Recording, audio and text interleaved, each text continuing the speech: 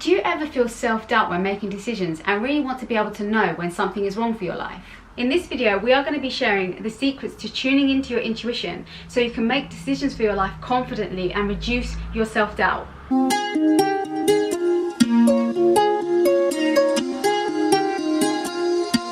So our first tip is to disconnect from influences around you and become still and listen. You won't be able to hear your intuition if you're not listening to it because you're constantly distracted and busy all the time. To be able to hear and discover what your intuition is trying to tell you or show you, you need to slow down and become still for long enough to hear it. Try shutting out the external world, becoming still, meditating, and focus all of your attention internally. If you are someone who's not really used to sitting, being still, meditating, and just feeling your feelings, then try to do something like a creative hobby or something that brings you joy or makes you really still and present and in flow. Because it's in those moments that you're in flow and you're very still and present that you're most in tune and in touch with your higher self and your intuition, which makes it easier to hear and listen to its guidance. You can also ask your intuition or higher self for guidance and direction. So when you're in that still and joyful and present state, just simply ask, what is my higher self saying? And then see what comes up for you. The second tip is to build trust with yourself and your intuition. If you are someone who doesn't feel like they're very intuitive or you have a lot of self-doubt with your intuition, there are two things that you can do. And the first is to reflect and review past intuitive experiences. So look back at experiences where you've done something and then you've regretted it and you remember thinking right before, I shouldn't do this.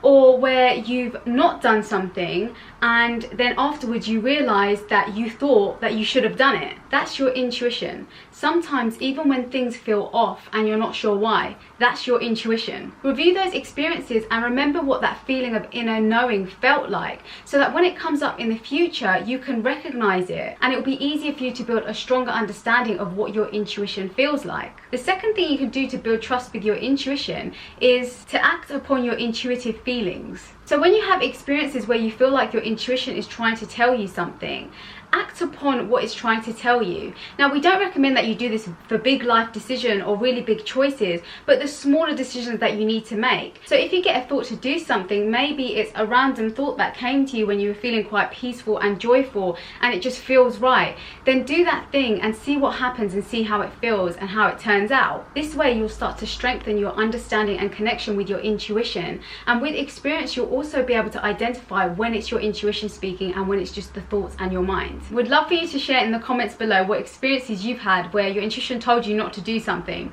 but you did it anyway. Our third tip is to direct your attention away from your thoughts and into your body. So your mind and thoughts are very powerful and effective tools. However, they are not what holds your intuition. Your intuition can be felt in your body, not in your mind.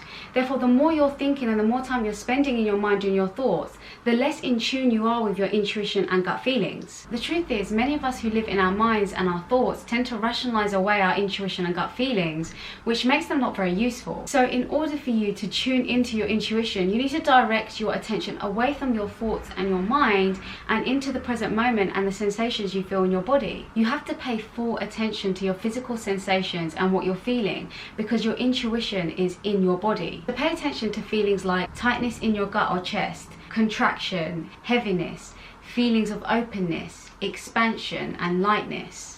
The more time you spend in your body, the easier it will become to notice these physical sensations. However, it's not uncommon to experience difficulty when doing this because many of us are more connected to our minds and less connected to our body. So to get better at this step and more in touch with your feelings and your body, just try simply spending 5 minutes a day just sitting and being and feeling your feelings. Purely just notice what you're feeling and experiencing in your body and move your attention from one sensation to another. Just simply experiencing without judging or trying to change anything or letting your mind intervene. After doing this for a while, you'll become more in tune with your body and your feelings, which means it will become easier for you to notice those feelings of expansion and contraction that your intuition is trying to guide you with. However, be mindful of where these feelings are generated from, because if you experience a feeling every time you have a particular thought, it's likely that the thought is generating the feeling and it may not be your intuition. This brings us on to our next tip, where we're going to go deeper on how to discern where your feelings are generated from. So the fourth tip is to do shadow work for clearer intuition.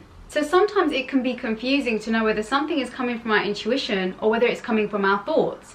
sometimes what we think is an intuitive feeling or our intuition is actually distorted by unconscious fears, programming, conditioning, or childhood experiences, also known as our shadows. So as an example, say you are trying to contemplate whether to move abroad, and you try and connect with your intuition and ask yourself whether this is the right thing to do, but the feeling that comes up is like a contraction, and so you think that that means that moving abroad is the wrong thing to do. In this sort of situation, say moving abroad is something that you feel like it is something that you want to do, but you're getting what is perceived as a negative feeling and you don't think it's intuition. You need to ask yourself where this feeling is coming from to identify whether it's actually being generated by your mind and fears and previous programming. You know, it may be that in your childhood you were told to never move away from your family, or perhaps you're fearful because you've never even been abroad. So sometimes it's important to not actually believe the feelings as truth, but to ask yourself questions. Where are these feelings coming from? Are these feelings actually truth? It's important to remember that intuition comes from a state of joy, and it has an underlying feeling of peace. It's a knowing. It doesn't come from fear or anxiety or worry. So to refine your intuition, to make it purer, for it to be less clouded by distortion, what you need to do is shadow work. Shadow work will allow you to release some of those fears and the old programming and the conditioning that doesn't allow you to see things truly and purely. When you do shadow work, you'll be less and less influenced by old conditioning. You'll let go of that conditioning, you become more conscious and more aware, and so you'll be able to connect with your intuition much better. We do have a video all about shadow work called What is Your Shadows and Shadow Work, which we'll link down below for you to check out. And we also have a masterclass called Burnout to Balance, which we'll also link down below, which will give you a step-by-step guide on how you can start doing shadow work. So check that out down below. That's it for today, guys. We hope you enjoyed the video. If you did, please like, share, subscribe and comment, and until next time, thanks for watching. Bye.